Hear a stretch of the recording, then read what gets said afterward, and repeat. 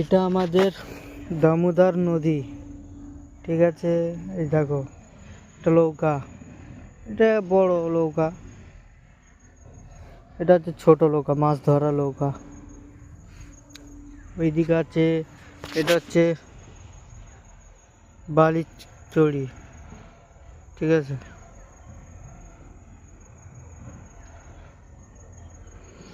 এটা বালির চড়ি।